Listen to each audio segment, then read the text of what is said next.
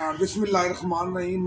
काफ़ी दिनों से सोच रहा था कि क्योंकि इस वक्त आज़ाद कश्मीर के अंदर एक सियासी माहौल बना हुआ है और स्पेशली जो मेरा हल्का है, हल्का नंबर 7 और वादी लिपा, लोगों ने उसको चरागाह समझ लिया है। मुख्तलिफ पॉलिटिकल पार्टी जो है वो अपनी ताकत आजमाने की कोशिश कर रही है, लेकिन जो बुनियादी चीज़ें उनकी तरफ कोई भी तवज्जो देने को तैयार नहीं है, उनके ऊपर किसी की कोई तवज्जो नहीं है। वादी लिपा के लोग आज भी पत्थर के दौर में ज़िंदगी गुजारने पर मजबूर है। वादी लिपा के लोगों को जो बुनियादी इंसानी हकूक़ है वो मैसर तक नहीं है। आज भी जो हमारे बच्चे हैं वो खुले आसमानों के तले जो है वो तालीम हासिल करने पर मजबूर हैं। हमारे जो अस्पताल हैं उनमें पैरास्टामोल की गोली तक दस्तियाब नहीं है। हमारी सड़कों की हालत ये है कि उनके ऊपर जो है वो गधे नहीं चल सकते, जहाँ पे इंसानों को चलाया जा रहा है।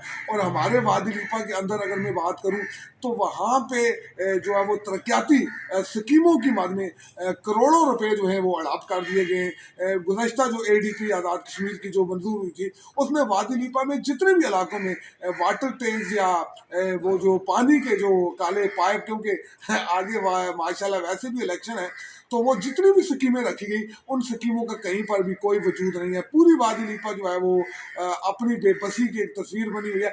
ऐसी सूरत हाल में जहाँ पे मुख्तलिफ पोलिटिकल पार्टीज़ का ये इंटरेस्ट है कि हल्का नंबर 7 की सीट जो है वो किसी तरह से ले ले। मैं समझता हूँ कि वादी लिपा और हल्का नंबर 7 के लोगों को अब शऊरी ज़िंदगी में आना होगा, उनको ये महसूस करना होगा, उनको इसके लिए कोशिश करनी होगी कि वो किस तरह अपनी ज़िंदगी में बेहतरी ला सकते हैं। नारे लगाने से, जमातों के साथ खड़े होने से कभी भी तब्दीली नहीं आती। अगर तब्दीली पॉसिबल होती, जमातों में तब्दीली जाने से तब्दीली मुमकिन होती, तो लोगों ने मुस्लिम कॉन्फ्रेंस को भी आजमाया, लोगों ने मुस्लिम लीग नून को भी आजमाया, लोगों ने पीपल्स पार्टी को भी आजमाया, लेकिन उनकी जो महरूमियाँ हैं उनका खात्मा नहीं हो सका। अब मैं समझता हूँ कि वक्त की ज़रूरत है कि लोग अपनी चीज़ों को समझें और वो ऐसे नुमाइंदों का इंतखाब करें कि जो हकीकी मानों में जो है वो उनकी नुमाइंदगी कर सकें। जहाँ तक नज़रिए की बात है, किसी के पास कोई नज़रिया नहीं है। नज़रिया होता तो ये जो आपके ऊपर जो मुसल्लत लोग हैं, ये पार्टियां बदल बदल के आकर दोबारा बार बार आपसे इलेक्शन जीत के आके असम्बली में एक दफ़ा फिर अपने कारोबार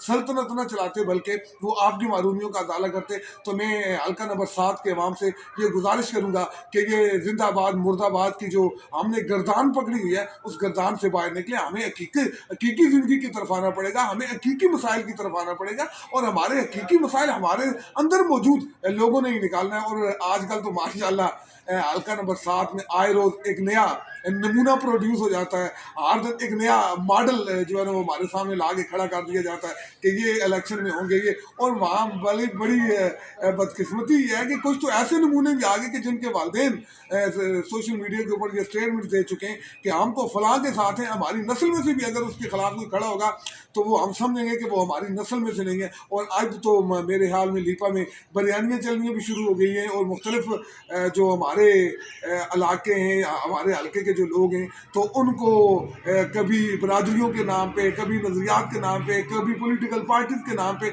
उनको मुंतशिर किया जा रहा है, तकसीम किया जा रहा है, ताकि वही साबिक़ हुक्मरान जो है वो हम पर मुसल्लत हो। और बहुत सारे लोग तो ये कहते हैं कि जो इस वक्त हमारे हल्का नंबर 7 के जो वज़ीर मौसूफ हैं या MLA हैं हमारे, तो कहते हैं कि उनके तो मुकाबले में कोई है नहीं, वो तो बड़े तूफ़ान हैं, तो उनका तो मुकाबला नहीं कर सकता। तो उनको ये याद रखना चाहिए कि जो हाथी होता है उसकी जो मौत है तो वो एक चिमटी के ज़रिए पॉसिबल है। तो वो ये ज़रूर ख्याल रखें, ये कहने वाले कि मुकाबला नहीं होगा या मुकाबले में कोई नहीं है, ये उनकी खुशफहमी हो सकती है। क्योंकि जब अवाम ने अपना जो खोए हुए या अपने जो वसाइल पे काबज़ लोगों से छुटकारा हासिल करना हुआ, तो वो एक खंबा भी अगर खड़ा हो गया तो फिर उनको लग पता जाएगा कि होना क्या है या हो क्या रहा है। और मेरी तमाम लोगों से ये गुजारिश है कि खुदा का वास्ता है, अपने आने वाली नस्लों, आपकी जो पिछली नस्लें थी उन्होंने तो जो किया है सो कर दिया, आइंदा आने वाली नस्लों के लिए बेहतर सोचें, उनके लिए बेहतर करने की कोशिश करें,